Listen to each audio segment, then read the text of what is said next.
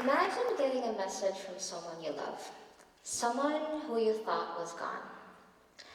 It was a Tuesday afternoon when I received a notification from my mother, and that scared me because last I checked, I'm pretty sure my mother was dead. So I went to click on the notification, and of course, it was a Facebook memory from 2017. And whenever I tell people that my mother haunts my Facebook account, the question I usually get is, oh, why don't you memorialize it? And let me tell you, for the longest time, whenever I get asked that question, it didn't really make me feel better. In 2013, my mother got diagnosed with neurogenic diabetes insipidus. It's basically a neurological disorder, a rare neurological disorder, where your brain has trouble regulating your water. And having this rare disease and being a Filipino Christian through and through, my mother begged for 8 more years. Not 9, not 10, but 8, and she got her 8 years. But what took her was not her rare disease, but she passed away from COVID 19. So you can imagine her death was swift and shocking. My mother, since it was during quarantine laws prohibited us to go to the funeral. So she was buried alone and we grieved alone. And like any other human in the digital world, when met with this immense grief and isolation, I turned to, of course, social media. And that's where I found my mother again. My mother, like any other Gen X parent, loves to share stuff on Facebook. She treated it like her personal diary. She shared about everything. And unfortunately for me, that included embarrassing photos from my childhood. But she shared everything. She shared about what she had for breakfast, omelette and dried fish. It was basically a very Filipino breakfast. She shared about embarrassing stuff as well, like the time she accidentally used salt instead of sugar and she was wondering why her cake tasted so weird. Or that time that she had an asthma attack during a night out with friends. Not because of the cold weather, but because she ate too much during dinner. That was my mother's charm, though. To her, no thought was private enough. But she also used her Facebook for good. She used the platform to raise awareness and help our neighbor whose house got destroyed by the earthquake. And they did it.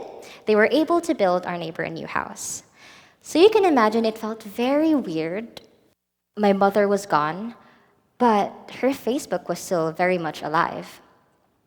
And with an account always buzzing with updates, people took it upon themselves to post about Mother the day that she died.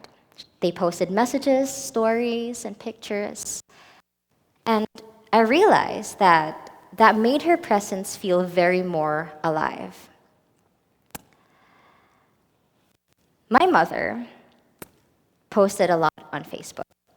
So every time I would miss her, I would go to her profile and read her posts, and every time it would be a different kind of grief. Mother posted a lot about her illness. She documented her everyday life on what it was like living with this neurological disorder. And whenever I would read these posts, I would feel immense amount of regret. I was very academically focused and I had a good social life back in high school. So I feel a lot of regret knowing that I wasn't there for my mother more. But sometimes I'd feel optimism because there were good days where she felt okay and she posted about it. But most of the time I would feel so much anger because out of all the people in this world, my mother, who's only done good things in her life, why her? And why me? I was so young. So it was very tough, because whenever I would visit her profile, it felt like I was opening the door and expected her to be in the hallway. Grief is a very personal experience, but it's something that billions of people are going through. Grief is this deeply human thing, but the way we process it has changed over time.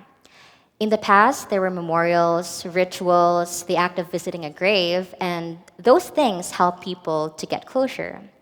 But now with social media, it's hard to put our memories in photo boxes anymore. The digital age has made closure feel very elusive. Psychologists call this the continuing bonds theory. It's the idea of finding ways to stay connected with a loved one after they've passed. It's not about breaking their bond, but finding new ways to connect with them. And there's this study in 2021 that says Facebook enables mourners to maintain a continuing bond with their deceased loved ones. And in the study they conducted, they found that the number of posts on a memorialized profile doesn't decrease, but it actually increases over time. It's as if grief itself is adapting to the digital age. And that's very interesting because social media didn't change the way that she lived, it changed the way that I grieve. I felt lost every time I opened my mother's Facebook account because I would see her posts, her struggles, and I would see how she lived her life. And so there's no handbook for this experience. What do I do with it? Do I memorialize her profile? Do I deactivate her? Do I finally unfriend my dead mother? I didn't do any of those things. I decided that I would let her profile be chaotic, messy, raw, beautiful, and human, just like she was. Because maybe grief isn't about forgetting, but maybe it's finding ways to stay connected with her in new and modern ways. And when I decided that, I found something very interesting. I found that with every post that my mother had about her illness, I found that there were countless, and countless more of posts about me and the love that she had for me. And that hit me. Her Facebook account didn't just become a collection of her posts, but it became a testament and the collection that she had for me. It became a continuation of our bond.